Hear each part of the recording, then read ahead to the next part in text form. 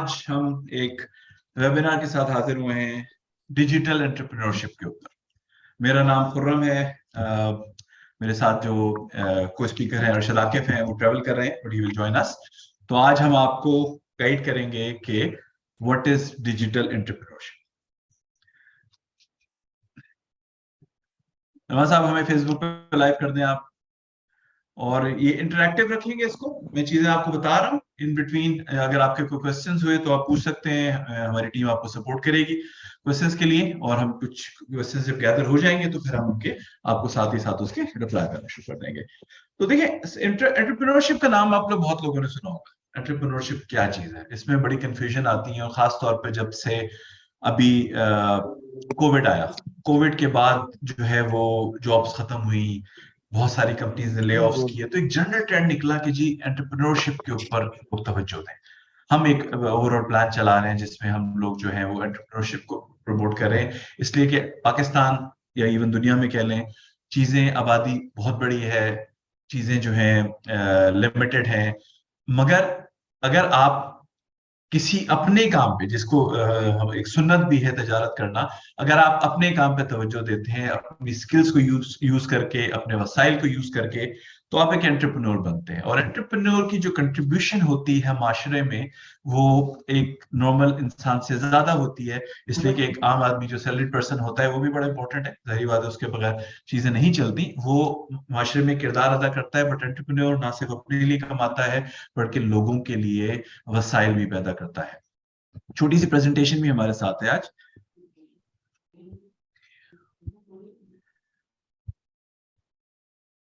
जी नुमान, मुझे बताइए कि स्क्रीन क्लियर है? यस सर, स्क्रीन क्लियर है। अच्छा जी, सबसे पहले हम डिजिटल एंटरप्रेन्योरशिप को जानने के लिए जो सबसे इंपॉर्टेंट चीज है, हम ये जानते हैं कि एंटरप्रेन्योरशिप क्या है। आप सबको पता होगा, बट डेफिनेटली हम उसको, एंटरप्रेन्योर एक लफ्ज है जो फ्रेंच वर्ड से निकला है, इसकी रूट्स फ्रेंच उसमें आती हैं। बिटवीन टेक करियर गो बिटवीन, जो लोग एंटरप्रेन्योरशिप के अंदर जाते हैं, जो एक प्रोसेस का नाम है एंटरप्रेन्योरशिप। 4 प्रोसेस ऐसे होते हैं जो डेफिनेशन को अगर हम बताना चाहें: creation process, devotion of time and effort, assumption of task, और reward of independence, satisfaction and money. मतलब आप कुछ क्रिएट करते हैं, आप कुछ सोचते हैं। सबसे इंपॉर्टेंट, जो सबसे बड़ा फ्रूट है एंटरप्रेन्योरशिप का, जो सबसे बड़ी लग्जरी है एंटरप्रेन्योरशिप की, वो ये है कि इसमें आप डिसीजन मेकर होते हैं। बहुत दफा ऐसा होता है, बहुत दफा ऐसा होता है कि हम लोग जब नौकरी करते हैं तो हमारे जहन में आइडियाज आ रहे होते हैं, बट हम उसको इम्प्लीमेंट नहीं कर पाते। बहुत दफा ऐसा होता है कि आप प्रपोजल्स बनाते हैं, वो प्रपोजल्स रद्दी की टोकरी में चले जाते हैं। लाजमी नहीं कि वो प्रपोजल बुरे हो, डेफिनेटली आपको ये चीज देनी पड़ेगी इस चीज को कि वो प्रपोजल बुरा भी हो सकता है, जाहिर बात है, कोई अखिलकुल नहीं होता एक प्रोसेस से गुजरने के बाद जो रिव्यू करते हैं। बट एट टाइम्स क्या होता है कि मल्टीपल प्रपोजल्स आ रहे होते हैं, प्रायोरिटीज डिफरेंट होती है। तो सबसे बड़ा जो फ्रूट है, जो सबसे बड़ा प्लस पॉइंट होता है एंटरप्रेन्योरशिप का, वो आप अपने डिसीजंस को इम्प्लीमेंट कर सकते हैं, आप अपनी सोच को अमली जामा पहना सकते हैं। तो 4 हिस्सों में जो हम डेफिनेशन को, अगर हम इसको डिफाइन करें, द क्रिएशन प्रोसेस, जब आप कुछ सोचते हैं, आप कुछ सोचते हैं तो आप क्रिएट करते हैं। आपको आइडिया आपके जहन में आता है, आप उसको एक शक्ल देते हैं। क्रिएशन मींस कि आप उसको एक वर्क प्लान की शक्ल में चेंज करते हैं। उसके बाद आप अपना टाइम और एफर्ट लगाते हैं, आप अपनी स्किल्स। इसलिए एक चीज बड़े लोग कहते हैं एंटरप्रेन्योरशिप में जब जाओ और जब भी जाओ तो कोशिश करो कि अपने स्किल लेवल को यूज करने के लिए जाओ, ऐसे फील्ड में जाओ जहां आपका स्किल लेवल यूज होता है। क्यों? आपकी सबसे बड़ी स्ट्रेंथ आपके स्किल है। आपके पास पैसा बहुत है, बट आप उस चीज में पैसा लगा रहे हो जहां आपकी स्किल नहीं है, तो आप बहुत ज्यादा चांसेस है कि वो बहुत ज्यादा सक्सेसफुल नहीं होगी। तो हमेशा अपनी एफर्ट्स तो लगा रहे हैं और टाइम आप दे रहे हैं, कोशिश करें कि ऐसी चीज में जाएं जहां आपकी स्किल लेवल यूज होती हो, अपने आप को डुबो दें उसके अंदर, फिर आपको ज्यादा बेहतर अंदाजा होगा। इवन आप गलती भी करेंगे ना, तो आपको उसको ठीक करने का टाइम मिल जाएगा। Assumption of risk, her business में, हर काम में रिस्क होते हैं, हर बिजनेस में, हर काम में रिस्क होते हैं। तो सबसे इंपॉर्टेंट पॉइंट ये होता है, जब आपका प्लान तैयार हो गया, आप अपनी एफर्ट लगा रहे हैं, आप अपनी डिवोशन के साथ अपना टाइम दे रहे हैं, आप उन रिस्क को देखें कि ये हुआ तो क्या होगा, ताकि आपके पास प्लान बी भी हो, आपके पास एग्जिट प्लान भी हो, कि आप रिस्क देखें कि इस प्रोडक्ट, मिसाल के तौर पे आज हम कोई काम स्टार्ट करने जाते हैं, तो हमारे लिए बहुत इंपॉर्टेंट चीज है कि हम ये पहले से कोशिश करें अज्यूम करने की कि क्या रिस्क हैं इसके अंदर इन्वॉल्व, ताकि आप उनको सेफ गार्ड कर सके, या आपके पास एटलीस्ट रेडी हो कि ये रिस्क आएंगे। कुछ चीजें ऐसी होंगी जो हमेशा नहीं, हमेशा ऐसे रिस्क होंगे जो आपको बाहर नजर नहीं आ रहे होंगे, बट आप जितना कैलकुलेट कर सकते हैं ताकि आप प्रिपेयर रहें कि अगर ये हुआ तो मैंने क्या करना है, और मेरे पास एग्जिट प्लान क्या है, मेरे पास प्लान बी क्या है। आखिरी है reward of independence, satisfaction money. जब तीन चीजें आप परफेक्शन के साथ इंक्लूड कर देते हैं, तो उसके बाद बात आती है कि जी रिवॉर्ड्स एंड मनी, कि आप फिर एंजॉय करते हैं उस चीज को कि आपने क्या किया। Creating something new with value by devoting necessary time. कोई नई चीज, अच्छा इसमें दो चीजें होती हैं, हम बात करते हैं, हम नई चीज की बात कर रहे हैं, बट एंटरप्रेन्योरशिप में बहुत दफा ऐसा होता है कि आप एग्जिस्टिंग चीजें कर रहे होते हैं, मगर आपको पता होता है कि मार्केट में खपत है।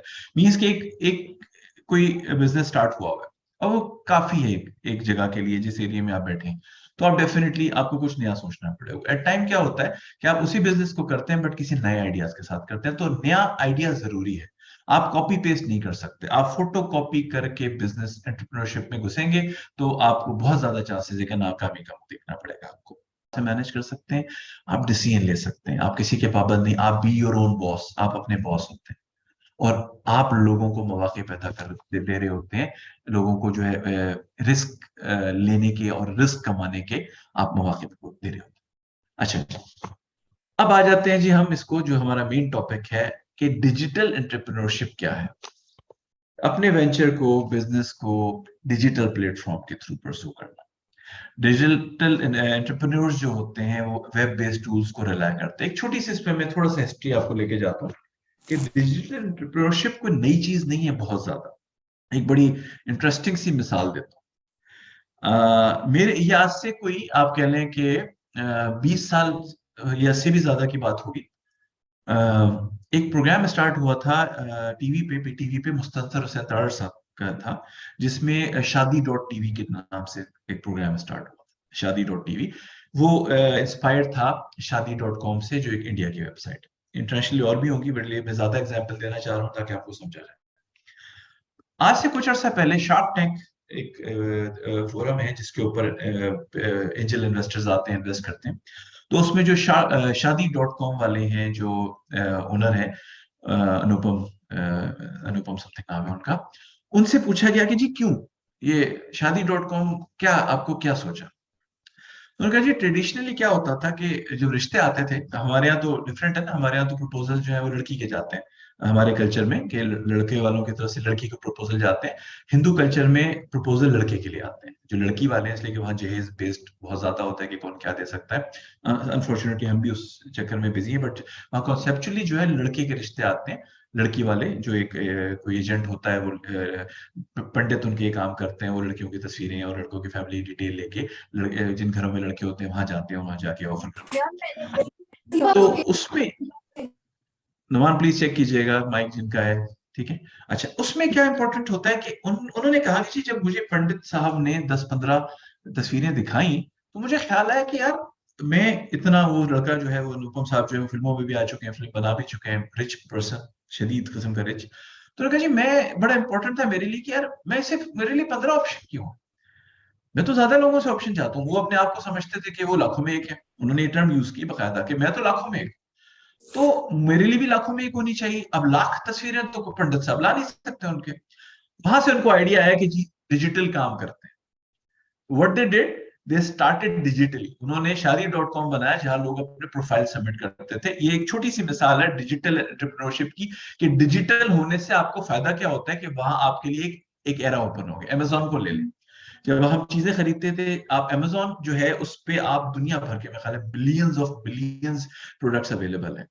ये कॉन्सेप्ट है डिजिटल एंटरप्रेन्योरशिप का। आप वेब बेस्ड टूल यूज करके अपनी चीजों को मार्केट करते हैं, और उसके बाद आप इंफॉर्मेशन देते हैं, और आपको एक बहुत बड़ा कस्टमर बेस जो फिजिकली अवेलेबल नहीं होता, कि अगर आप एक शू शॉप खोल के बैठे हैं, ऑफिस खोल के बैठे हैं, उससे आप कहीं आगे निकल जाते हैं। ये बेस है डिजिटल एंटरप्रेन्योरशिप।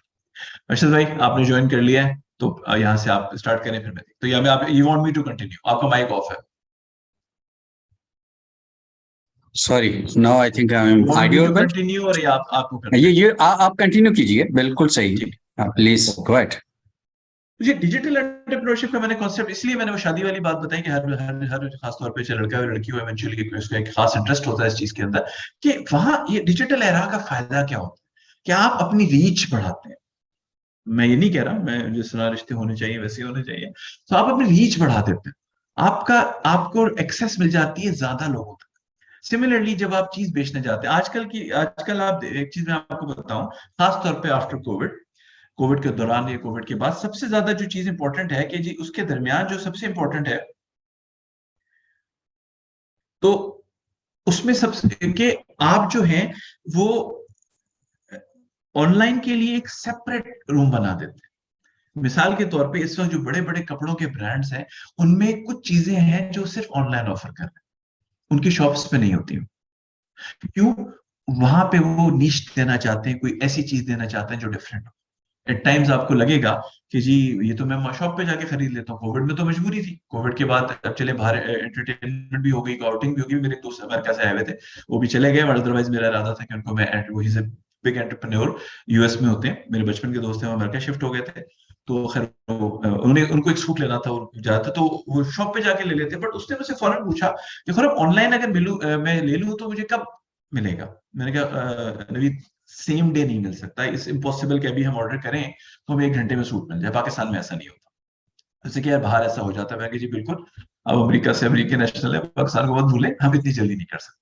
तो इससे वजह ये स्टिल एक गैप है जो उसके ऊपर काम करेगा। मगर पॉइंट ये है कि दुनिया भर में डिजिटल एंटरप्रेन्योरशिप को इतना ज्यादा किया जा रहा है कि लोग प्रेफर करते हैं इस मीडियम को। क्यों? इसमें आपके एक्सपेंस कम होते हैं, और इसमें आपको जो, आप मिसाल के तौर पे आपका एक आउटलेट है, उस पर आपको रोजाना 1000 कस्टमर आता है। डिजिटल में 1000 नहीं, रोजाना आपके पास 1 मिलियन कस्टमर भी आ सकता है। आगे चलते हैं जी।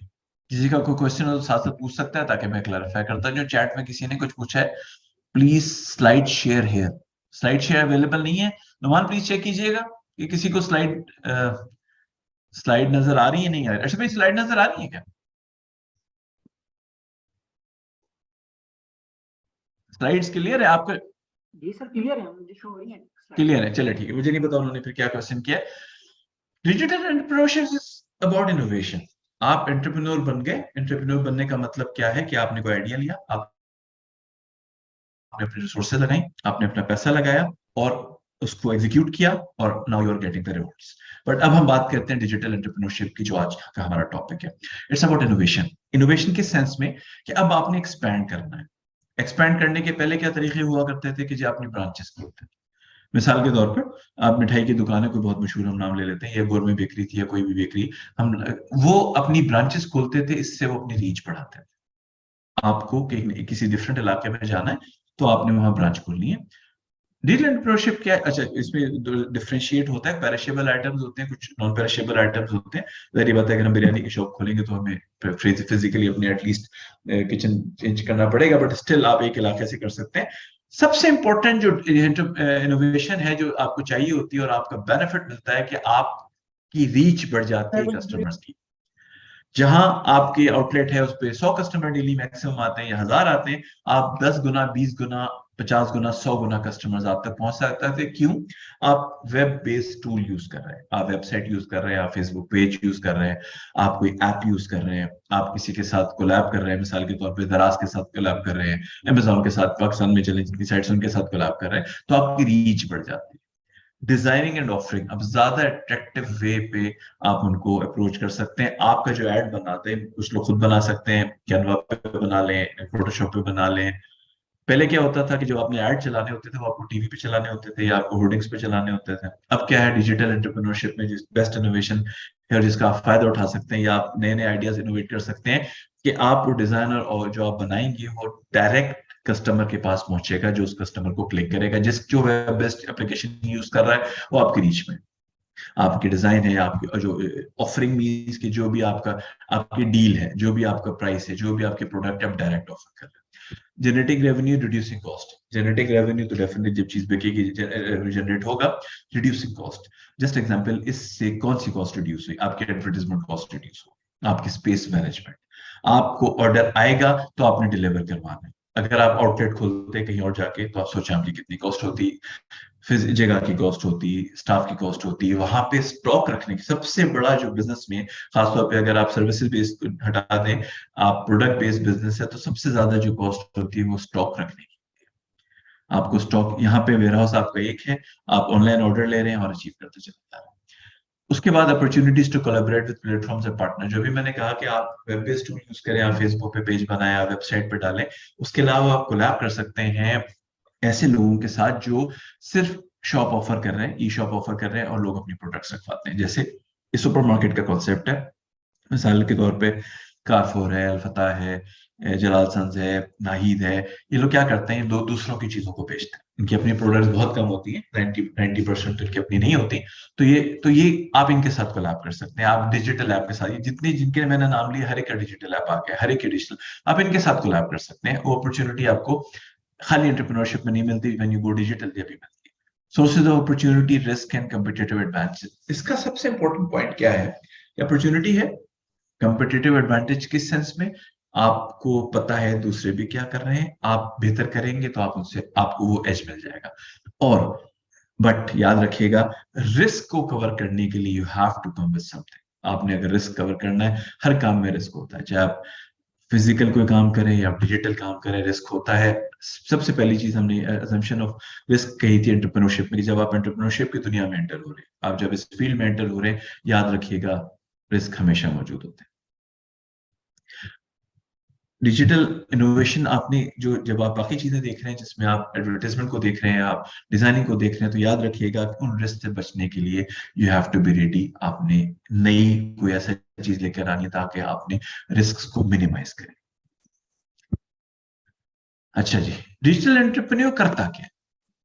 डिजिटल एंटरप्रेन्योर, ईमेल्स तो चले होता ही है, ईमेल्स रिस्पॉन्ड तो करेंगे, जहरी बात है, क्यूरीज आती है। मतलब अब आपको कोई क्वेश्चन पूछना है किसी, जस्ट एग्जांपल, आप वेबसाइट खोलते हैं और आप जो है ना उस पर कहते हैं जी ये फलाना साइज अवेलेबल है। मैं आपको बता दूं, मुझे पिछले दिनों एक लाहौर की डिजिटल वेबसाइट है, उसमें मुझे जूता बहुत पसंद आया।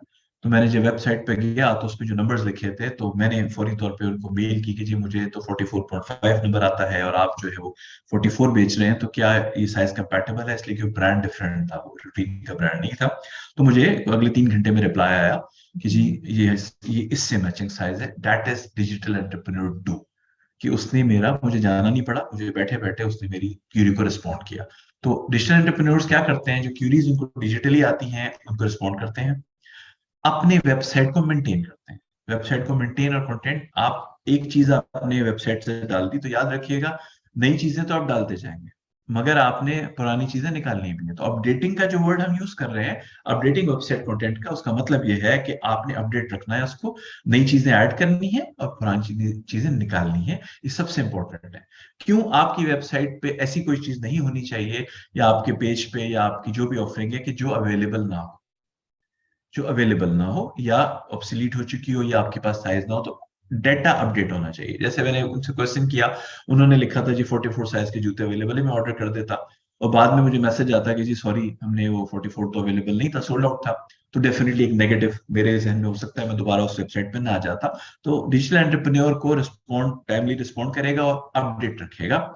राइटिंग आर्टिकल्स एंड ब्लॉग्स, आप अपनी प्रोडक्ट के बारे में ब्लॉग्स पे जाएं, आप आर्टिकल लिखें। क्यों? आप अपनी प्रोडक्ट को डिफाइन करें, आप अपनी प्रोडक्ट के बारे में लोगों को बताएं। आज की दुनिया की मैं आपको एक बात बताता हूँ, आप लोगों में बहुत लोग जानते होंगे, पेशावर, पेशावर में कारखानों मार्केट है, कारखानों, हयाताबाद कहते हैं, कारखानों मार्केट कहते हैं, जिसको बड़ा भी कुछ लोग कहते हैं। इस वक्त कारखाना मार्केट में ज्यादातर काम डिजिटल हो रहा है। थोड़ी देर पहले इस वेबिनार को शुरू करने से 6 मिनट पहले एग्जैक्टली मुझे मैंने एक ऑर्डर किया था, एक मशीन चाहिए थी, ऑर्डर किया था, तो मुझे कॉल आई, मुझे व्हाट्सएप पे मैसेज आया, इमेज आया कि जी ये चीज अवेलेबल नहीं है और ये चीज अवेलेबल है। उसके साथ उन साहब ने क्या किया, वो अफरीदी भाई हैं हमारे और बिल्कुल खालिस कारोबारी हैं, is not a very well educated. उन्होंने यूट्यूब का मुझे एक लिंक भेजा कि खुरम भाई, मैं ये मशीन जो आपको भेज रहा हूँ, इसका ये यूट्यूब लिंक है, इस पर जाके आप इसको डिटेल देख लें। ये एक कॉन्सेप्ट है, राइटिंग आर्टिकल ब्लॉग। उन्होंने अपनी चीज की मार्केटिंग की और उसके बारे में, अगर आप ये खुद अपना लिख सकते हैं, ऐसी चीजें हैं जो आप, आपकी प्रोडक्शन है या आप खुद आइडियाज हैं, तो you have to write articles, आप ब्लॉग्स लिखें, मुख्तलिफ जगह पर पब्लिश करें और अपने बिजनेस को प्रमोट करें। Communicating with current and potential clients, अपने क्लाइंट्स के साथ कम्युनिकेट करना, मतलब आपको छोटी सी मिसाल है, आजकल जो गाड़ियां के बड़े जो ब्रांड्स हैं, आप एक दफा उनसे सर्विस करवा लें, वो 3 महीने जैसे उनको जो टाइम होता है उसके बाद आपको कॉल आ जाती है कि जी आपके साथ 3 महीने पूरे होने वाले हैं। आजकल इस हद तक डिजिटल माशाल्लाह पाकिस्तान में टैलेंट तो कमी नहीं है कि जो बार्बर्स है ना, बार्बर्स वो उन्होंने अपना ट्रैक रखा होता है। वो आपको कॉल कर देते हैं कि सर आपने 15 दिन पहले लास्ट टाइम जो है ना बियर्ड ट्रिमिंग करवाई थी, तो 15 दिन हो गए, क्या मैं आ जाऊं, या हफ्ता या महीना जो भी है। तो दैट इज वेरी इंपॉर्टेंट। अब आपको जैसे हम एक जो कन्वेंशनल वे में अपनी शॉप को टेस्ट रखते थे, पेंट करवाते थे, खूबसूरत सा बोर्ड लगवाते थे, सिमिलरली आपकी जो डिजिटल स्पेस है, जो आपका डिजिटल प्लेटफॉर्म है, जो उसको आपने जो पोर्ट्रे करना है वो एक अच्छा होना चाहिए। तो आप वेंडर से कांटेक्ट करते हैं, अगर आप खुद ग्राफिक डिजाइनिंग जानते हैं बहुत अच्छी बात है, 95% लोग नहीं जानते, तो वो ग्राफिक डिजाइनर्स के साथ कोलैब करते हैं, उनसे कांटेक्ट करते हैं, होलसेलर्स जिनसे जो उनके सप्लायर्स हैं जहां से वो चीजें खरीदते हैं, कॉपीराइटर्स जो लोग, अगर आपकी अपनी प्रोडक्ट है तो आप उसको कॉपीराइट करवाते हैं, सेफ गार्ड करवाते हैं ताकि आपके पास उसके राइट्स रहें। और फोटोग्राफी सबसे इंपॉर्टेंट डिजिटल चीज में जो सबसे इंपॉर्टेंट चीज होती है कि आप अपनी चीज को प्रेजेंट कैसे। इस वक्त मेरा तो ताल्लुक थोड़ा सा थोड़ा सा ताल्लुक फूड इंडस्ट्री से, तो बिलीव करें ऐसे लोग बहुत ज्यादा सक्सेसफुल हैं जो अपनी ऑनलाइन फोरम पे आके, वेबसाइट्स के आके अपना खाना बेच रहे हैं, अपने केक्स बेच रहे हैं। तो सबसे ज्यादा बिजनेस वो अट्रैक्ट करते हैं जो अपनी चीजों को डिस्प्ले अच्छा करते हैं। जिसका डिस्प्ले, जिसकी पिक्चर्स जितनी अच्छी होंगी, उसको उतना ज्यादा क्लाइंट उसकी तरफ आएगा। शिपिंग प्रोडक्ट्स टू कंज्यूमर सबसे इंपॉर्टेंट बात, सारी चीजें एक तरफ, ये चीज एक तरफ। आपने ऑर्डर ले लिया, आपने बेस्ट डिजाइनर से चीजें बनवा ली, आपने खुद डिजाइन कर ली, आपने बेहतरीन तरीके से इंफॉर्मेशन भेज दी, आपने अपने क्लाइंट को कन्विंस कर लिया और क्लाइंट ने कन्विंस होकर ऑर्डर प्लेस कर दिया, और आप टाइमली शिप नहीं कर सके। तो सबसे इंपॉर्टेंट जो इसका होता है, जब भी आप, चाहे सर्विस डिलीवरी हो चाहे प्रोडक्ट डिलीवरी हो, कि जो डिजिटल एंटरप्रेन्योर की one of the most important task ये होता है कि वो जो अपने कस्टमर को, कंज्यूमर को जो प्रोडक्ट शिप करता है और किस तरीके से करता है, ये एक बहुत बड़ा टास्क है। तो ये one of the major responsibility, providing services to clients such as consulting. अच्छा, अब हम बात करते हैं कि हम सर्विस की, अब तक जितनी मैं बातें कर रहा था प्रोडक्ट की बातें कर रहा था, सर्विस डिलीवरी मिसाल के तौर पर बेताशा कंसल्टेंट्स हैं, टैक्स टैक्स की बात कर लेते हैं। अभी पिछले दिनों टैक्स की लास्ट डेट गुजरी है टैक्स रिटर्न जमा कराने की। सिंपल है जी, आपने टैक्स रिटर्न जमा करानी, अब आपको जाना नहीं पड़ता, चीजें ऑनलाइन होती, एप्स आ गए, फिर आप डाटा दें, चीजें करें, वो आपको सारी की सारी चीजें बना देते। तो आपने जो सबसे इंपॉर्टेंट है, अगर आपने सर्विस डिलीवर करनी है डिजिटली, तो आप जो है अपने क्लाइंट्स को डिजिटल सर्विस और अपनी सर्विस से सेल कर सकते हैं। कहाँ से, कितने डॉक्टर्स ऐसे हैं, खासतौर पे कोविड में बहुत लोगों ने विटनेस किया होगा, कितने डॉक्टर्स ऐसे हैं जो अपनी जो जहाँ पे फिजिकल चेकअप की जरूरत नहीं होती, वो व्हाट्सएप पे कॉल पे कर लेते थे, वो मुख्तलिफ वेबसाइट्स हैं उनके ऊपर कंसल्टेंसी दे रहे थे, जो साइकाट्रिस्ट हैं वो उसके ऊपर आपको कंसल्टेंसी दे देते थे, आपके साथ सेशंस करते थे 1 to 1 आपकी। हम मिसाल के तौर पे मीटिंग्स करते हैं, हमारी जो मीटिंग्स होती हैं वो हम ज्यादातर मीटिंग्स अब हम डिजिटल करते हैं, हम कोई ना कोई वेब बेस्ड प्लेटफॉर्म यूज करते हैं। सिमिलरली जो एंटरप्रेन्योर होता है वो अपने सर्विसेज को डिलीवर कर सकता है डिजिटल चीजें यूज करके, मार्केटिंग के अलावा प्रोडक्ट, सारी बात है। ओनली थिंग इसमें है कि जब आपने शिपिंग करनी है वो तो फिजिकल है, बाकी सारी चीजें इसमें डिजिटल है। How to become a digital entrepreneur. Entrepreneur हमने समझा, और हमने ये भी देखा कि जी के एंटरप्रेन्योरशिप क्या है और डिजिटल एंटरप्रेन्योरशिप की बेस रिक्वायरमेंट क्या चीज है। तो जब आपने अपने बिजनेस को डिजिटल लाना है, मिसाल के तौर पे आप बिजनेस कर रहे हैं, और ये बहुत सा, इवन मेरे पास पिछले दिनों एक ज्वेलर आए थे, लाहौर के ज्वेलर हैं, बड़े मशहूर ज्वेलर हैं। तो उन्होंने कहा कि जी अब मैं, मुझे फोन आया कि आप ऑफिस में हैं जी, उन्होंने कहा जी मैं मिलता जाऊंगा कि जी आ जाए। जब आए मेरे पास तो उन्होंने कहा जी देखें, हम तो चला रहे हैं, हम जद्दी पुश्ती सुना रहे हैं, हम जद्दी पुश्ती ज्वेलर है। अब छोटा भाई बड़ा हुआ है, मास्टर्स इसने किया हुआ है, और हम चाहते हैं कि ये जो है वो अब इस बिजनेस को डिजिटल लेके जाए, इस बिजनेस को डिजिटल लेके जाए। हमने कहा जी ओके। तो उन्होंने कहा जी आप गाइड करें इसको, कि अब जनरली एकदम बात थी कि जी डिजिटल सोने का काम है। उन्होंने कहा जी हमारी इतनी तो वो है, साख है, और हम लोग अपनी चीजों के पीछे स्टैंड करते हैं कि हम डिजिटल जाए तो लोग हम पे ट्रस्ट करेंगे। तो अब आपने, सबसे इंपॉर्टेंट है कि डिजिटल एंटरप्रेन्योर बनना कैसे। आप एंटरप्रेन्योर हैं और आप डिजिटल, या फिर हो सकता है आप स्टार्ट ही कर रहे हो, एज स्टार्ट में you want to go as a digital entrepreneur. Niche based आपकी नॉलेज याद रखिएगा, स्किल सबसे पहले आप एनालाइज करें कि आपकी स्किल क्या है। सबसे इंपॉर्टेंट चीज होती है, सबसे इंपॉर्टेंट कि आप इस चीज को एनालाइज करें कि आपकी स्किल क्या है। जब आपकी स्किल आपको पता, आप देखेंगे कि मे बी कुछ लोग होते हैं जिनके पास एक ही स्किल होती है, दे आर ब्लेस्ड, इसलिए एक ही है। कुछ लोग होते हैं जिनके पास मल्टीपल स्किल्स होती हैं। तो उसमें आपने देखना है सबसे इंपॉर्टेंट चीज कि जी कौन सी स्किल है जिसको मैं यूज करते हुए एंटरप्रेन्योरशिप में जा रहा हूँ, या मैं ऑलरेडी एंटरप्रेन्योर हूँ, अब मैं डिजिटल जा रहा हूँ, मैं ज्यादा रीच पे जा रहा हूँ, मैं बड़े गेम में जा रहा हूँ, मैंने डिजिटल मीडिया के ऊपर आना है। तो उसमें सबसे इंपॉर्टेंट चीजें आ जाती है कि अब आपने अपनी नॉलेज की बेस पे कोई एक पर्टिकुलर नीश सेलेक्ट कर ली, कोई एक एरिया सेलेक्ट कर लिया, कोई एक स्कोप सेलेक्ट कर लिया कि आई हैव टू स्टार्ट। आप लमसम बहुत सारी चीजों में बल्क में स्टार्ट नहीं कर सकते। जब भी कोई नया काम करें हमेशा छोटे स्केल पे करें, एक किसी पर्टिकुलर पॉइंट पे करें, उसके बाद एक्सपेंड करते चले जाएं। तो वो आपने सबसे इंपॉर्टेंट है कि आप वो चीज तलाश करें अपनी नॉलेज की, अपनी स्किल की बेस पे, जो उसमें आपका इंटरेस्ट है और जो आपका रिसोर्स है। मिसाल के तौर पे कोई डिजिटल एंटरप्रेन्योरशिप या डिजिटल जो प्लेटफॉर्म है, वो इतनी इन्वेस्टमेंट मांग रहे हैं जो आपके पास नहीं है, या अगर वो इतनी इन्वेस्टमेंट कर देंगे तो आपके पास कुछ बचेगा नहीं। तो ऐसी चीज में मत जाए। नॉलेज आपकी किसके बारे में ज्यादा है, आपकी स्किल सेट किस चीज में ज्यादा है, आपका इंटरेस्ट किस में ज्यादा है। इसलिए कि सबसे कहते हैं कि अगर आपका कोई रोजगार ऐसा बन जाए जिसमें आपका इंटरेस्ट भी हो, ठीक है, आपके मिजाज से मिलता हो, तो इससे बड़ी ब्लेसिंग कोई नहीं होती। तो वो चीज देखें, रिसर्च करें, अच्छी तरह एनालाइज करें क्या चीज क्या है, क्या चीज नहीं है। इस चीज में मैं जाऊं तो क्या हो सकता है, नहीं जाऊं तो क्या होगा, क्या ऑलरेडी कितने लोग मौजूद हैं। सोशल मीडिया प्लेटफॉर्म्स देखें एंड चूज करें कि कौन सा सोशल मीडिया प्लेटफॉर्म मेरे इस नीश के साथ, मेरी इस पर्टिकुलर आइडिया के साथ सूट करता है। क्या मैं वेबसाइट से स्टार्ट करूं, क्या मैं किसी कोलैब के चले जाऊं, ऑलरेडी जो लोग काम कर रहे हैं उनके साथ काम कर लूं, क्या मैं वेबसाइट डेवलप करूं, क्या में डिजिटली एडवर्टाइज, डिजिटल एड्स होते हैं, लोग डिजिटल एड टीवी पे आते हैं, वेबसाइट्स पे आते हैं, गूगल पे आते हैं, फेसबुक पे आते हैं, इंस्टा पे आते हैं, मैं कौन सा डिजिटल मीडियम यूज करूं। E commerce software, e commerce software सबसे एक बहुत इंपॉर्टेंट चीज है। ई कॉमर्स सॉफ्टवेयर क्या होता है?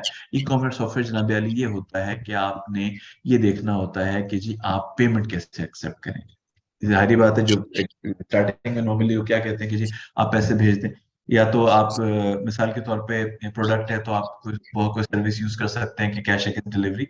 बट अगर वो कस्टमर नहीं होगा, नहीं एक्सेप्ट करेगा, तो आपको लॉस होगा। तो इम्पोर्टेंट ये है कि आपके पास ई कॉमर्स सॉफ्टवेयर होना चाहिए कि जी आप इजी पैसा पे, क्रेडिट कार्ड पे, डेबिट कार्ड पे पैसे कैसे रिसीव कर सकते हैं। बट अगेन साइजेबल है, डिपेंड करता है आप क्या बेच रहे हैं। You can not start with this, इसलिए कि हर सर्विस की चीजों की कॉस्ट होती है। तो बेस से स्टार्ट कर रहे हैं तो आप डेफिनेटली आप ऐसा मीडियम ले सकते हैं, बट वो आएगा ई कॉमर्स में। अगर आप इजी पैसा से, जैस कैश से भी किसी से पैसे मंगवा रहे हैं ना, तो ई कॉमर्स के अंदर ही आता है। तो इनिशियली आप बेशक सॉफ्टवेयर डालें, बट इवेंचुअली जैसे जैसे आप ग्रो करेंगे, आप बिजनेस को एक्सपैंड करेंगे, you need an e commerce setup. इसमें आप सॉफ्टवेयर खरीद भी सकते हैं, आप इसमें कोलैब भी कर सकते हैं। बहुत सारी payment pro, paid pro, mobile वाले काम कर रहे हैं जो आपको सोल्यूशन प्रोवाइड कर देते हैं एक रीजनेबल कॉस्ट में, कि आप उनकी सर्विसेज यूज करके अपना सॉफ्टवेयर डालें, उनके सॉफ्टवेयर रेंट पे ले लें या उनको डील कर लें। बेताशा कोर्सेज मार्केट में अवेलेबल है। टेक कोर्स क्यों जरूरी है? जब आप देखें आप एक चीज में एंटर हो रहे हैं, ये भी वैसे ही चीज है जैसे हम पढ़ते हैं, सर्टिफिकेशन लेते हैं, कॉलेज यूनिवर्सिटी एजुकेशन होती है, उसी तरह इंपॉर्टेंट है कि वो हम अब अब तो चीजें आना शुरू हो गई हैं। अब तो डिजिटल एंटरप्रेन्योरशिप जो है वो लोगों ने पढ़ाना शुरू कर दी है। बट अगर आप ऑलरेडी पढ़ चुके हैं तो आप इसकी कोर्सेज लें, आप रिफ्रेशर कोर्सेज ले लें जिसमें वो सिखाते हैं, वो बताते हैं कि कैसे करना है। मिसाल के तौर पे आपके पास जो है वो कम फाइनेंसिंग है और आपको ग्राफिक डिजाइनिंग की जरूरत है, तो आपको you don't need to hire, आप आउटसोर्स कर सकते हैं, आप किसी फ्रीलांसर के साथ काम कर सकते हैं। तो ये जो कोर्सेज लेते हैं आपको ये सारी चीजें सिखा देते हैं, ये आपको बेसिक काम करना सिखा देते हैं कि जी जो आप कम पैसों में किसी सॉफ्टवेयर को खरीद के, किसी वेबसाइट को सब्सक्राइब करके, या किसी ऐप को सब्सक्राइब करके ये काम आप कर सकते हैं। अच्छा जी, क्रिएट अ बिजनेस प्लान। ये पहली बात हमने कर दी कि जी आप अपने आप को अपने स्किल नॉलेज के बेस पे आपने एक्सप्लोर किया और आपने कोई नीश सेलेक्ट कर ली, पर्टिकुलर एक नीश सेलेक्ट कर ली और उसके ऊपर आप आ गए। अब सबसे इंपॉर्टेंट चीज है उसके बाद जो चीजें आ जाती हैं। अच्छा, कोई आवाज नहीं आ रही?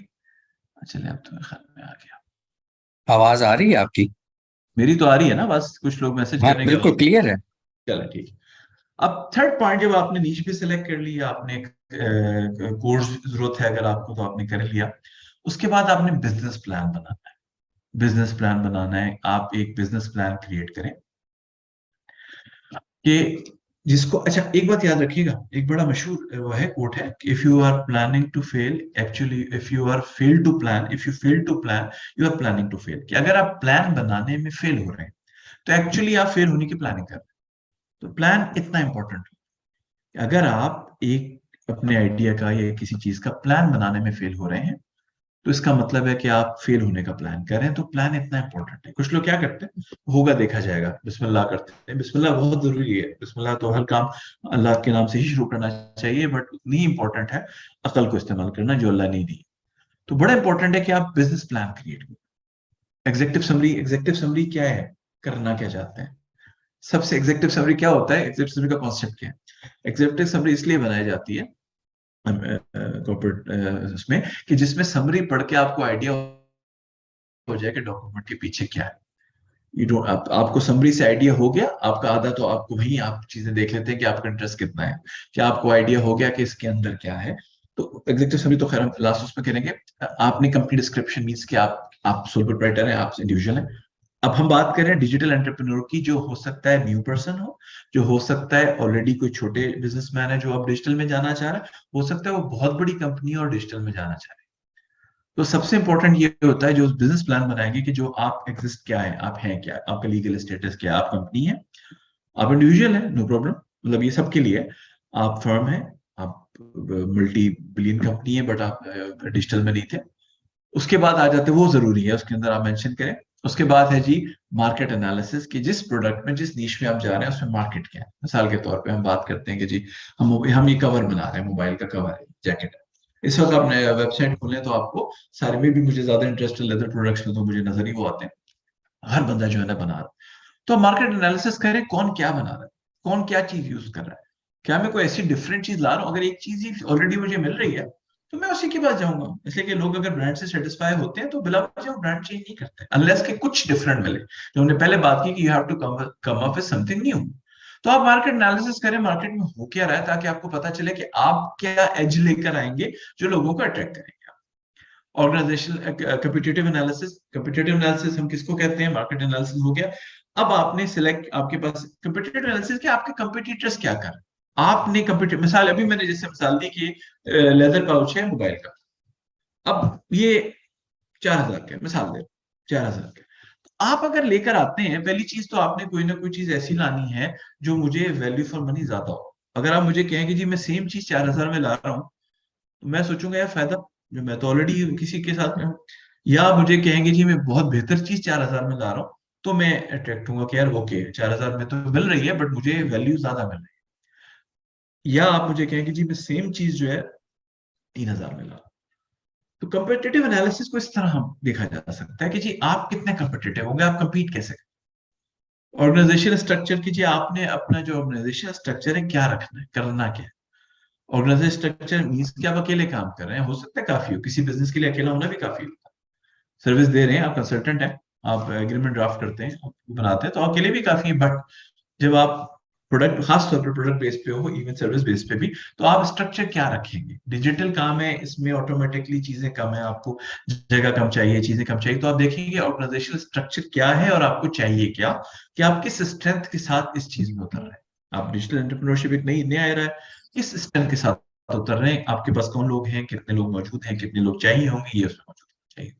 डिस्क्रिप्शन ऑफ प्रोडक्ट्स और सर्विसेज, जो आपने सर्विस देनी है, जो आपने प्रोडक्ट्स बेचनी है, उसकी 100% डिटेल उस प्लान का हिस्सा होनी चाहिए। ये प्लान एक डॉक्यूमेंट बनता है जो आपके पास थ्रू आउट काम आता है। बिलीव करें, जो 20-20 साल पहले प्लान्स बनते थे ना, जो लोगों ने स्टार्ट जिनसे किया था, लोग उनको रेफर करते हैं अभी भी। हमने बहुत जगह देखा है कि वो प्लान अभी भी एक मास्टरपीस के तौर पर रहता है। तो आप जो सर्विसेज या प्रोडक्ट्स बेचने चाह रहे हैं उसकी डिस्क्रिप्शन 100% अच्छी तरह लिखें, आप भी क्लियर हो, दूसरे भी क्लियर हो। इट्स वेरी इंपॉर्टेंट, याद रखिएगा जब आप चीज को डिस्क्राइब करते हैं डिटेल में, तो आप अपने आप को भी अपने आप को भी क्लैरिटी दे रहे हो। ये हो गया। अब हम बात करते हैं मार्केटिंग प्लान, हम मार्केट कैसे करें इस चीज को। सब चीजें हो गई जी, कंपनी भी हमारे पास है, बंदे भी हैं, मार्केट एनालिसिस भी कर लिया है, कंपिटेटिव एनालिसिस भी कर लिया है। जैसे मैंने बताया था कि जी प्राइस है 4,000 में, हम ज्यादा अच्छी चीज दे रहे हैं या वो सेम चीज कम प्राइस में दे रहे हैं। अब हम लोगों के पास पहुंचेंगे कैसे, चीज तो बना लिया, पहली बात अब चीज बनाने के बाद ही मार्केट में उतरेंगे ना। तो आप अब मार्केटिंग प्लान क्या है आपका, आप कहाँ अप्रोच करेंगे, आप किस डिजिटल बेस्ड टूल को, किस वेब बेस्ड टूल को पे जाएंगे, आप ऐप पे जाएंगे, आप अपनी वेबसाइट बनाएंगे। अब वेबसाइट बनाएंगे तो उसको प्रमोट कैसे करें, वेबसाइट तो बना ली, अब वेबसाइट हर एक की नजर में कैसे आएगी, या आप गूगल ऐड देंगे, या आप कहीं ऐड देंगे, या आप उसके साथ साइमल्टेनियसली उसका फेसबुक पेज बना लेंगे, या आप किसी के साथ कोलैब कर लेंगे। लोग क्या करते हैं, वित्ताशय लोग जो है वो मुख्तलिफ कोलैबोरेशन के साथ अपनी चीजों को प्रमोट कराते हैं, पेजेस को लोगों से लाइक करवाते हैं। मैं सिस्टम बेस की बात नहीं करूंगा, जो कुछ सिस्टम बेस कुछ ठीक होते हैं, कुछ आपको फेक हाइप देते हैं, मैं उसकी बात नहीं कर रहा, ना मैं रिकमेंड कर रहा हूँ। तो मार्केटिंग प्लान आपने बनाना है कि जी मैंने किस फोरम पे जाकर रीच हासिल करनी है, लोगों तक पहुंचना। सेल्स स्ट्रेटेजी, अब मार्केटिंग प्लान हो गया, आपकी चीज लोगों को नजर आनी शुरू हो गई। अब हम बात करते हैं सेल्स स्ट्रेटेजी की, now we are selling it, अब हमने सेल करना है, तो क्या कंपनी, और अब सेल में सेल्स साइकिल होता है, याद रखिएगा, सेल पूरा साइकिल होता है।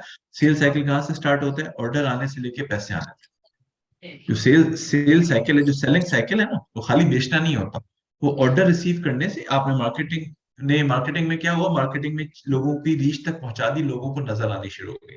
छोटी सी मिसाल देता हूँ, मार्केटिंग का काम होता है शेल्फ तक चीज पहुंचाना। मिसाल के तौर पे आप किसी उस पे जाते हैं, अल्फता जाते हैं, नाहिद जाते हैं, आप कारफोर जाते हैं, तो जो शेल्फ में प्रोडक्ट रखी होती है ना, वहां तक काम होता है मार्केटिंग का। उसके बाद खरीदना और लोगों को आपकी स्ट्रेटेजी के ऊपर होता है कि उसकी राइट प्राइसिंग आपने करनी, आपने उसकी अवेलेबिलिटी करनी, ये सारी सेल्स स्ट्रेटेजी, कि आप उसको बेचेंगे कैसे। फंडिंग रिक्वेस्ट, और फाइनेंशियल प्रोजेक्शन।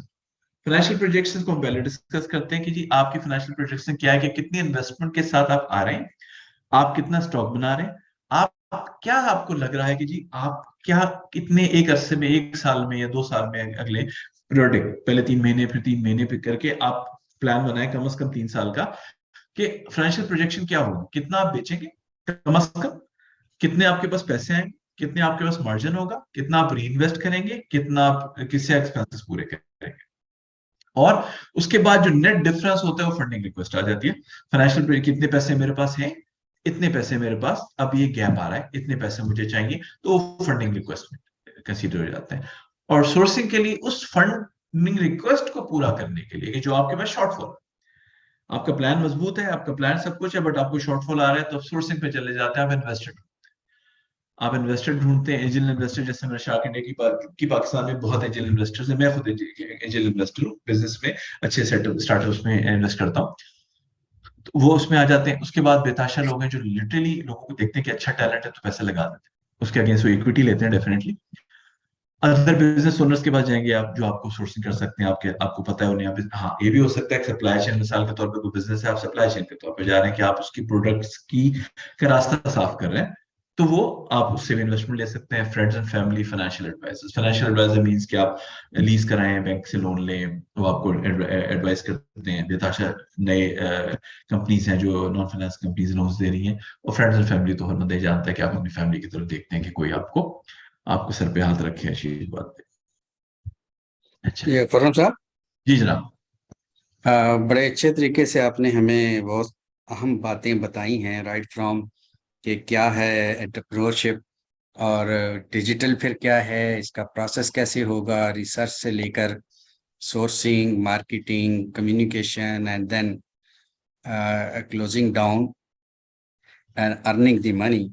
आप आपकी इजाज़त से कि ये तो वो सारी बातें हैं जो बड़ी बुनियादी हैं, और जिसको देख के हम बाज़ औक़ात बड़े एक्साइट हो जाते हैं, कभी लेट्स स्टार्ट द बिजनेस, और लोग मौज में आ जाते हैं या एक्साइटेड हो जाते हैं।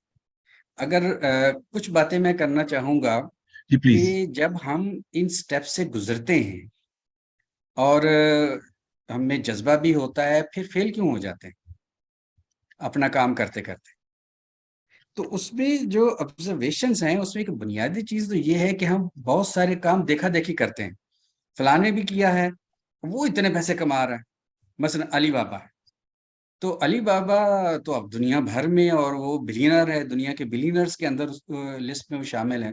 तो रात में उसकी किताब पढ़ रहा था, जैक मा की, तो इट टुक 10 इयर्स कि वो इस सतह तक आए, और जब उसने काम शुरू किया तो वो चाइना पेज के नाम से लोकल टूरिज्म और कुछ प्रोडक्ट्स को मुतारफ कराने का काम उसने शुरू किया था।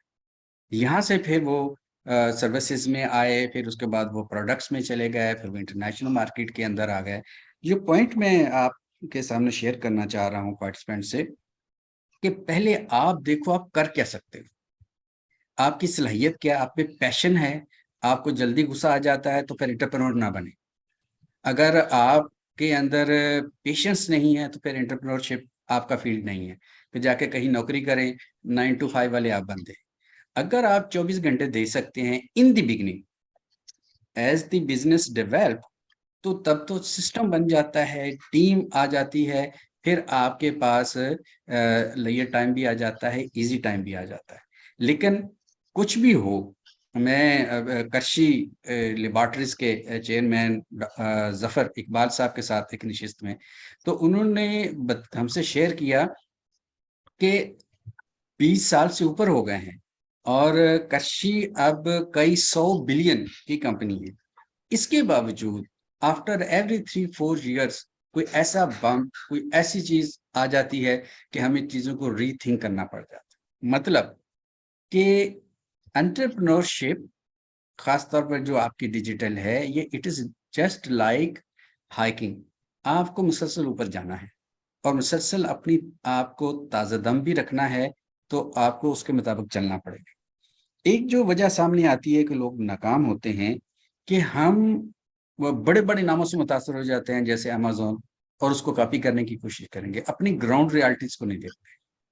तो इसलिए ज़रूरी है कि think globally but act locally. आप बड़ी चीज़ों को इंस्पायरेशन के लिए लें, जो इंटरनेशनल फोरम्स और इंटरनेशनल बिज़नेसेस हैं, लेकिन आपने काम अपने छोटे से शुरू करना है। मिसाल के तौर पर जैसे फ़रोज़ साहब अभी बता रहे थे कि भई ये आजकल बिरयानी ऑनलाइन बिक रही है, खाने-पीने की चीज़ें हैं, ये आपकी लोकल चीज़ है। लेकिन आप एक इंटरनेशनल सिस्टम यानी ई-कॉमर्स का इस्तेमाल कर रहे हैं। इसी तरह से मैं एक नौजवान से मिला, मुझे कहीं किसी वक़्त मकान की ज़रूरत थी, तो मुझे फ़ेसबुक से कहीं से उसका पता चला। तो पता चला कि जब मैं उससे मिला, उसने मुझे कुछ दिखाए मकान वग़ैरह, तो तब मैंने पूछा तुम्हारा दफ़्तर कहाँ है? उसने कहा जी मेरा तो कोई दफ़्तर नहीं है। मैं तो ये कर रहा हूँ कि फ़ेसबुक पेज बनाया है, अपने लोकल इर्द-गिर्द के सेक्टर्स के अंदर जो बैठे हुए हैं ऑलरेडी प्रॉपर्टी डीलर्स, उनको कहता हूँ यार मैं तुम्हारा नाम और तुम्हारा जो काम है उसको लोगों को दिखा रहा हूँ, जो पूरे शहर के अंदर मौजूद है। और जब डील हो जाती है, तो मुझे उनके कमीशन का एक हिस्सा मुझे मिल जाता है। तो अब देखें डीलर का कुछ खर्चा नहीं है, उसको ऑन बोर्ड करने के लिए भी ठीक है आप काम करें। उसका खर्चा कुछ नहीं है, क्योंकि वो एक नेट का ही खर्चा है ना उसका। तो कभी वो मोबाइल से अपडेट कर रहा होता है जी फलां मकान किराए के लिए अवेलेबल है, फलां प्लाट अवेलेबल है और बड़ा मौजू है। वो सिर्फ लोग, उसने क्या किया है कि सिर्फ डीलर और बायर के दरमियान एक लिंक बना दिया। तो he uses the local market, local service, but वो अवेलेबल तो इंटरनेशनली है, कि जो पाकिस्तान से बाहर भी पाकिस्तानी बैठा हुआ है, अगर उसे इस्लामाबाद में अपने रिश्तेदारों को या किसी को बताना है तो they can refer to him. तो एक ये बात बड़ी अहम है। और मैं हैरान हुआ जब मैं पेशावर गया, तो वहां मुझे 2-3 नौजवानों से मुलाकात मेरी हुई, जो पेशावरी चप्पल यूरोप को बेच रहे हैं, अमेरिका के लोगों को। और वो चप्पल जो जहाँ 2000 की है, वो 10,000 की बेच रहे हैं, क्योंकि वो डॉलर और पाउंड्स के अंदर जाके फरोख्त हो रही।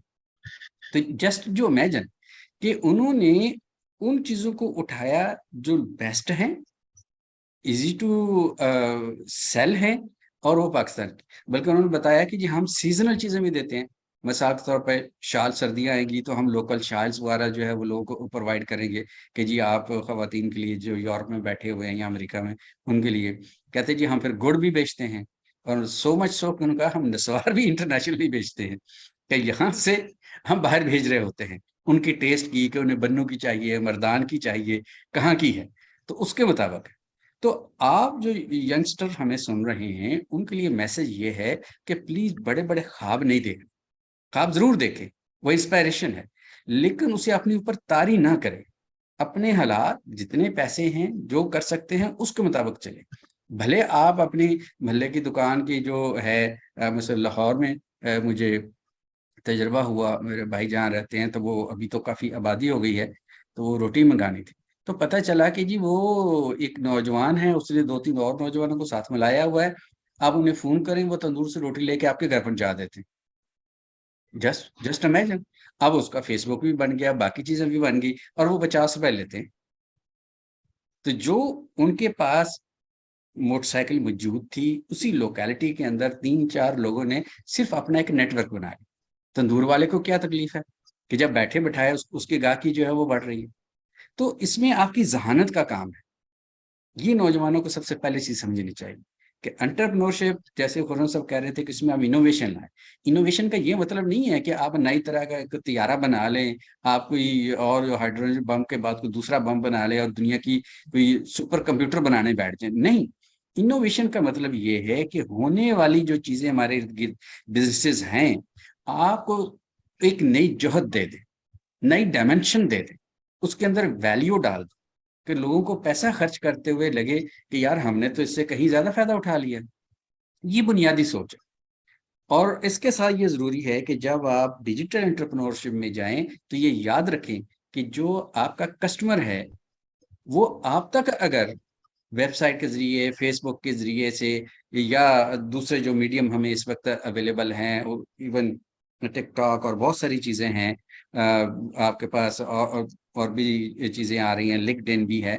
तो वो सबको देख रहा है। आप किसी को बेवकूफ़ नहीं बना सकते। आपको याद होगा कि 1.5 साल पहले अमेज़न ने पाकिस्तान को अलाउ किया था वेंडर्स को और हम बड़े खुश हुए थे और हज़ारों लोगों ने वहाँ पे अपनी रजिस्ट्रेशन कराई और अभी 6 महीने पहले पता चला हमें कि कोई 80 से 90% को उन्होंने डीलिस्ट कर दिया। Realistic. ऐसे ही हुआ ना? वो क्यों हुआ? ये क्योंकि बात हम इंटरनेशनल मार्केट में चले गए, लेकिन जो हम प्रॉमिस कर रहे थे, we could not manage that. और ये बुनियादी असूल याद रखें का आप डिजिटल एंटरप्रेन्योरशिप कर रहे हों या मैनुअल कर रहे हों कि always under promise over deliver. हमारे लोगों का प्रॉब्लम ये है कि जब हमने चीज का तारफ कराते हैं, प्रोडक्ट या सर्विस देनी हो तो जमीन आसमान एक कर देंगे और जब चीज डिलीवर होती है या सर्विस तो उसमें 50% तो वो चीजें होती ही नहीं और 20% हमने ओवर एस्टिमेट किया होता है। फिर हम डालते हैं कि जी ये तो हमारे उसका मसला हो गया, सप्लायर ने हमें गलत चीज़ दे दी, वो बिजली चली गई थी इसलिए चीज़ हमारी सही पक ना सकी, वो गैस चली गई थी तो फिर हमारा ये मसाइल हो गए। तो भाई जो अबू खुर्रम साहब बता रहे थे रिसर्च करें, तो रिसर्च का मतलब यही है कि आप क्या कर सकते हो, कितने टाइम में चीज़ें डिलीवर कर सकते हो। जब आपको इन चीज़ों का पता ही नहीं है, तो फिर आपने फेल ही होना है, अपना नाम ही खराब करना है। तो साख सबसे ज़्यादा हम जैसे एक और मिसाल यहाँ पे वरुण साहब ने दी कि जी वो उनके जाने वाले जो ज्वेलर हैं, अब वो ऑनलाइन जाना चाह रहे हैं। बहुत अच्छा फैसला है, उनकी साख है, उनका नाम है। अदरवाइज़ कौन लाखों करोड़ों की बातें उनके साथ ऑनलाइन बैठ के करेगा। इसी तरह से हमारे एक जानने वाले हैं, टायर्स का उनका बिज़नेस है और बड़ा पुराना है, शिवपुरा के अंदर। तो अब पता चला कि उनके बच्चे माशाल्लाह जब पढ़ गए आप लोगों की तरह जो नौजवान हैं, तो उन्होंने क्या वैल्यू एडिशन की कि वो जो टायर्स है ऑनलाइन अवेलेबल कर दी, अपनी लोकेलिटी में। एक आम जो सुजुकी वैन होती है उसको लिया, उसके अंदर आप फ़ोन करें, टायर जो है वो आपके घर पहुँचेगा, वहीं पे बंदा हमारा फिट करके आ जाएगा। आमतौर पे क्या होता है आजकल जितना रश है, टाइम है, आप जाते हैं आधा पौना घंटा, घंटा तो कहीं भी पहुँचने में लगता है। You save it. आप अपने घर में बैठे हुए वेबिनार अटेंड कर रहे हैं और कोई आपकी गाड़ी का टायर लगा रहा है, सेन में खड़ा हो या गली में खड़ा हो। This is the value. Tyre वही है, लोकेलिटी वही है, कस्टमर वही है। लेकिन वही कस्टमर जो आपके पास कई सालों से आ रहा था अपने गाड़ी का टायर चेंज कराने के लिए या 2 या 1 या 4 टायर लेने के लिए, अब डोर स्टेप पे ये हो रहा है। ये है एग्ज़ाम्पल इनोवेशन की और ये है एक्सपेंशन की। इस पे आपको जब गौर करेंगे तो आप देखेंगे कि आप तेज़ी से कामयाब हो सकते हैं। दूसरा एक हमारा मसला जो हमने नोट किया है और ये इंटरनेशनल रिसर्च में भी आप देखें कि व्हाई बिजनेसेस फेल, तो पहले 4-5 साल में ही 80% बिजनेस जो है वो क्लोज डाउन हो जाते हैं। 2 वजूहात, 1 कि एक तो वो कैश फ्लो का ख्याल नहीं करते। वो मामू ने वादा किया है 2 लाख वो दे देगा, 4 लाख फलां दे देगा, जब टाइम आता है तो वो पैसा आता नहीं।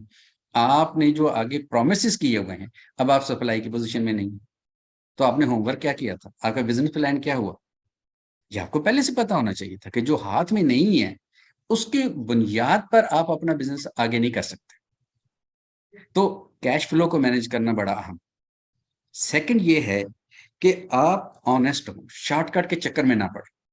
जैसे अली बाबा की बात हुई, इट टुक 10 इयर्स, कि उसकी एक उम्र लगी है इन चीजों के अंदर, बल्कि ज्यादा अगर चाइना पेज से हम शुरू करें।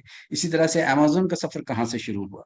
इसके अलावा जो इस वक्त कंप्यूटर दुनिया का बिल गेट और इस तरह के बड़े बड़े नाम हैं, उनके सफर तो वही, किसी ने अपने गैराज से शुरू कर लिया, किसी ने वो किराए के एक कमरे से शुरू कर लिया। कोई भी पहले दिन में इतना बड़ा नहीं था। सो डू नॉट विजुअलाइज कि आप जैसे ही शुरू करेंगे बिजनेस तो उसके बाद आप बिल गेट्स बन जाएंगे, उसके बाद आप अली बाबा जो है वो जैक मा बन जाएंगे। नहीं, it will take time, no shortcut. Businesses fail, एक तो कैश फ्लो की वजह से बंद होते हैं, दूसरे इस वजह से बंद होते हैं कि लोग शॉर्टकट के चक्कर में होते हैं।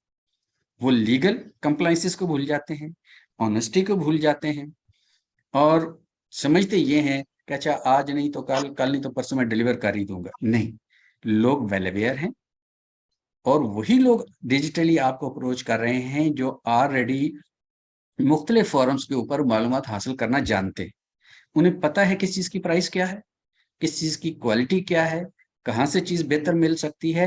वो उसके बाद अपनी चॉइसेस बनाते हैं, और एक दफ़ा वो आप पे एतबार करेंगे, अच्छा यार नया लोग आए हैं, एंथुसियास्टिक लग रहे हैं, वेबसाइट भी अच्छी बनाई है, या फेसबुक पे बड़ी अच्छी तस्वीरें लगाई हैं, दे विल ट्रस्ट यू।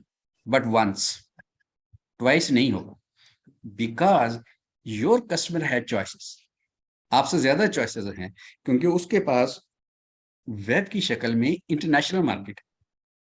जो मोहल्ले में सब्जी बेच रहा है, और जिसने सब्जी लेनी है, यूजुअली उसके पास चॉइसेस कम होती हैं, क्योंकि वो या तो मोहल्ले से निकल के स्पेशल जाए, तो तब वो किसी चॉइस को अवेल करेगा। लेकिन जिसने डिजिटली कोई चीज़ मंगवानी है, तो उसकी तो पूरी इंटरनेशनल वेबसाइट जो है और जो सोशल मीडिया है, वो सारा का सारा उसके सामने खुला हुआ है, तो वो दोबारा आपके चक्कर में नहीं आएगा। सो अगर आप फेल्योर से बचना चाह रहे हैं, तो ये ज़रूरी है कि आप शॉर्टकट के चक्कर में ना, और आपके अंदर एक पेशेंस होना चाहिए और पैशन होना चाहिए कि मैंने इसे करना है। नाकामी कोई चीज़ नहीं होती। जैसे एक एक्सपर्ट ने कहा था कि नाकामी कुछ नहीं होती, सबक होते हैं। या आप कामयाब हो जाते हैं या आप सीख लेते हैं। आप कुड़ते नहीं रहते, मैं ये ना होता तो ये हो जाता, अब्बा जी ने वक्त पे पैसे दे दिए होते तो ये हो जाता, भाई अगर डिले ना करता तो ये हो जाता। ये सहारे ढूंढना, दूसरों को इल्जाम देना, दूसरों के कंधे इस्तेमाल करना, ये हकीकी लाइफ में इसकी कोई हैसियत नहीं।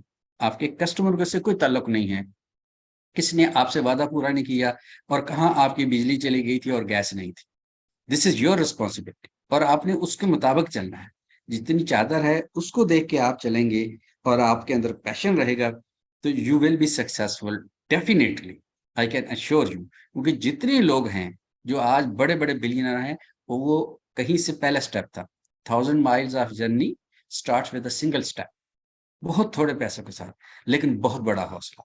And I wish you all very very successful entrepreneurship in your future. Varun sir, would you take up please? या अच्छा, आपने बड़ा कंप्लीट डिटेल में जो है, वो टाइम भी हमारे पास कम है, डिटेल में चीजों को कर दिया। देखिए, एक सबसे इंपॉर्टेंट बात याद रखिएगा, मैं सेकेंडली कुछ लोगों ने रिक्वेस्ट की स्लाइड्स का, तो हमने ईमेल एड्रेस दे दिया है contact@apnebal.com।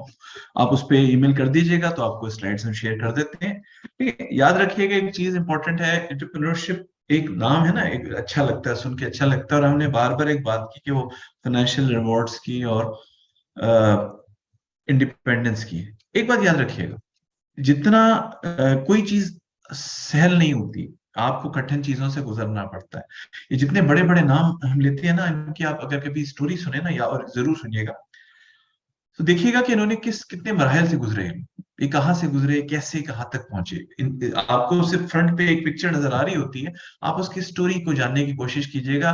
मैंने इसीलिए बार बार कहा कि रिस्क असेसमेंट के साथ आप प्लान बी आपके पास होना चाहिए। देखें, जो इंसान गलती नहीं करता वो नहीं सीखता, आप गलती करते हैं तो सीखते हैं। जिसके साथ सब अच्छा, जो जिस बच्चे के कभी कम नंबर नहीं आते ना, उसके कभी अच्छे नंबर को उसको वर्थ ही नहीं पता चलती, उसमें लड़ने का जज्बा कभी नहीं पैदा होता। तो एंटरप्रेन्योरशिप जो है ना, इसमें हम इंडिपेंडेंस की बात करते हैं, फाइनेंशियल की रिवॉर्ड की बात करते हैं, बट एक जिम्मेदारी होती है। हम बात करते हैं, ASK development is a private limited company, मैं और अर्शद भाई हम दोनों बैठे होते हैं, तो हम अक्सर बात करते हैं कि जो सबसे चीज हमें हिम्मत क्या देती है, हमें हिम्मत ये देती है कि जो अल्लाह ताला ने लोगों का रिस्क हमारे साथ लगा दिया। टफ तो हालात आते हैं ना, हमने भी कोविड का दौर गुजारा, अल्लाह का शुक्र है, भरपूर कोशिश की कि किसी का एक इतना सा कोई चीज कम ना हो।